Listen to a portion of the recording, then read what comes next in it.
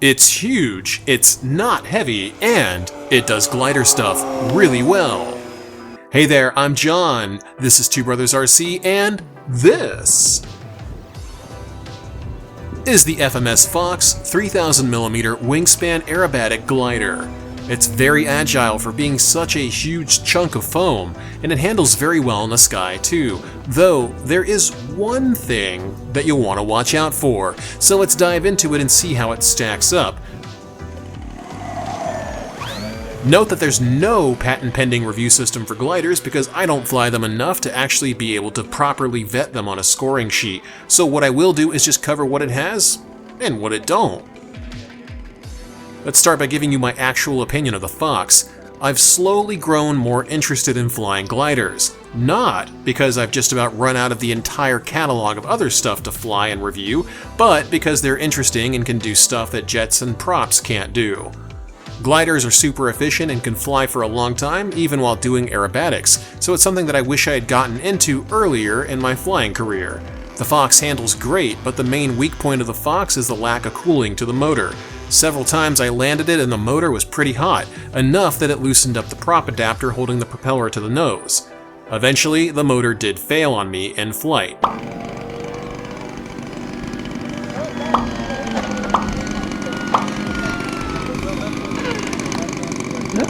But, as my friend Sam at the club mentioned in the background while I was flying it, I am flying this glider like an abomination, so that's probably the issue. I treated it like I treat everything on the channel, like a 3D plane, so don't push it too hard and it won't have any issues, I think. Before we start talking about how the Fox stacks up, let's talk about our newest sponsor. If you're like me and you've ever wanted to print one of the many mods you can do to your airplane, but you hate the idea of spending a ton of money on a 3D printer and all the materials for it, then JLC 3DP is what you need. JLC 3DP is a 3D printing service that you can use to print basically anything you want. No need to own your own printer either. Upload the models you want to print, choose the material to print with, get the price listed up front, and it's sent right to you quickly and easily once it's done printing.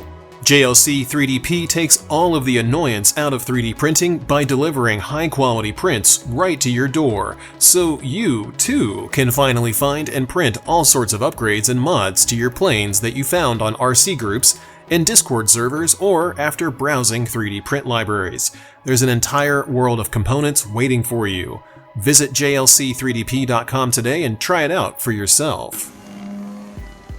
Alright, let's cover maneuverability now. The Fox comes out of the box with ailerons and flaps. To get the Fox to be this maneuverable, you need to split the Y leads controlling the flaps so that you can make the flaps operate as full-span ailerons. This effectively doubles the roll rate and makes it far more fun to fly for what I like doing, which is what all this goofy flying stuff has been that you've seen up to this point. If you want help learning how to split the Y leads on the flaps, hop on Discord via discord.gg/2brosrc and ask for help in the Tech and Setup channel. The Fox does pop-tops with ease. It'll even do flat spins too.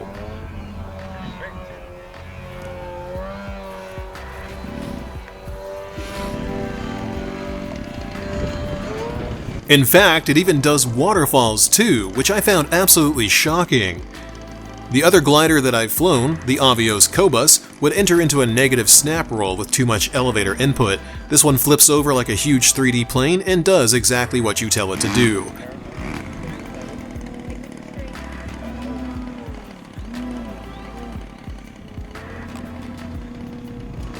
It's very precise and easy to fly as well. Hand launching it is a breeze. It'll almost fly right out of your hand.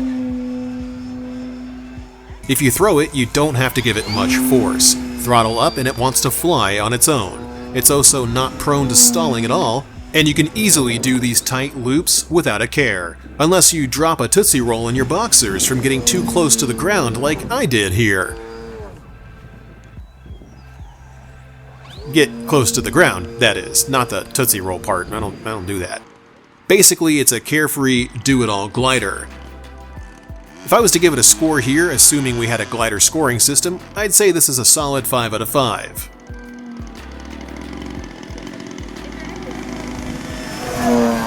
Next, let's look at the flight time. If you're not flying it like an abomination, to quote my club member, you'll likely find that it's easy to hit over 10 minutes of flight with it. I don't fly gliders to glide them, I fly them to 3D them like I fly everything that I own, so I averaged 5 to 7 minutes. I'm sure that you guys who are into more leisurely flying will enjoy the huge wings catching thermals if you'd like to fly the Fox up to join one of the many circling bird tornadoes, or birdnadoes, that signal thermals around your flying field. I have no doubt in my mind that it would glide relatively well and get you over 15 to 20 minutes of flight, but that's not how I fly.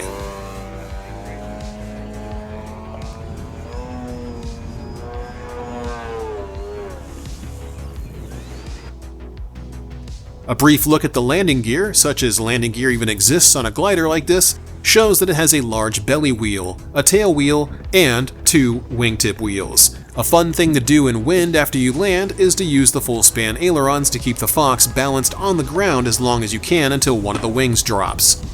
I managed to keep it balanced for a while before the wind died down, and I just couldn't keep it up anymore.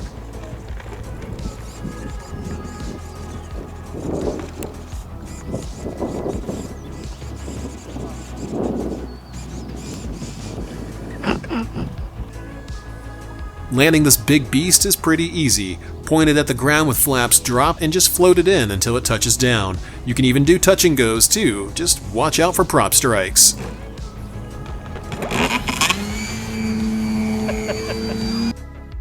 Moving on to fit and finish, all of the hinges on this aircraft are gapless. That means they are attached to the Fox using a carbon rod, and it also means they're secure and will never come off unless you're really mean to it. The foam is quite nice with very little weirdness or oddities to it.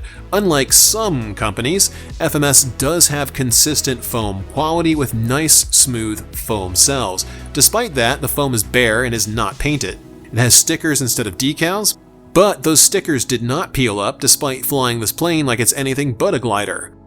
The push rods are all adequately sized to carry the aerodynamic loads that I put this thing through, too. What I didn't care for is that the battery does not seem to get much airflow, and neither does the motor. If you're not flying it like a crazed maniac, you probably have very little to worry about here, but that's why I fly the way that I do, because I love doing it, and because you need to see what the upper limit of performance is on something that you might be interested in buying. And that upper limit of performance is based on my skill level, such as it is. Our final look through the model is the quality of the installed lighting and avionics. Unfortunately, there is no lighting to speak of, but it does come with a 60 amp Predator ESC, which seems to do well enough. The motor held up well, until it didn't. Better cooling would make more aggressive flying easy to perform without worrying about burning up the motor. The servos are all 17-gram metal FMS units that did not complain or show any signs of failure with the repeated and often aggressive flying that I put this thing through. Basically, the avionics and electronics are pretty solid, it just needs better cooling or perhaps a bigger motor if you plan to fly it as aggressively as I did.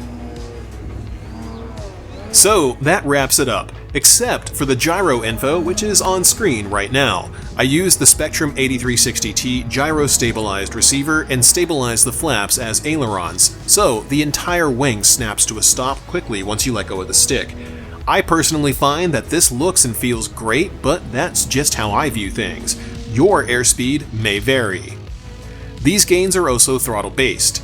Do not use these gains without setting up a throttle-based gain system first. If you want help on gyro stabilizing the flaps and how to set up throttle-based gains, check the AS3X tutorial and NX Radio tutorial below.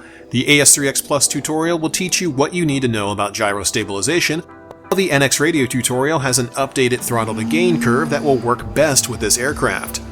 As for my overall opinion on the Fox, since this one is opinion-based and not grounded in a metric system, I'll say that I enjoyed it. I'm starting to really love glider flying, and I can see why so many people choose to fly gliders. This one is big, and it's heavy, but it doesn't fly like it is. And if you want a huge airplane to get into giant scale flying with, but don't want to break your budget, this one is currently priced at $500. That's a pretty good deal for how huge it is and how well it handles, and what you get. Just because I had a motor fail doesn't mean that you will. Most people are not going to fly gliders the way that I do, so this is more of an issue with how I chose to fly it, and less of an issue with the airplane itself. Though I do feel that it should have better motor cooling, but don't let that dissuade you from considering it. It's fun, and there's a link down below that you can use to support us if you'd like to do so. Another way you can help support us is by becoming a channel member, and speaking of, huge thanks goes out to our channel members on twobrosrc.com/supporters. A very special thanks goes out, as always, to our mega fans: Sarasota RC Squadron, Michael Smith, JR Man, Todd, N411X, Jeff Baker, and High Alpha Guto, along with our Ultra fans, TBRC Fan and FS Radio Control. You guys kick so much ass. Be sure to swing by twobrosrc.com and pick up some of your favorite TBRC merch, including an upcoming TBRC Team Pilot shirt. Yeah, that might be fun. Coming up soon will be the CNHL Bison XT. Previously sold by the US distributor for Freewing, this one somehow became another CNHL special. Is it interesting? I don't know. Find out in 2 weeks and I'll tell you.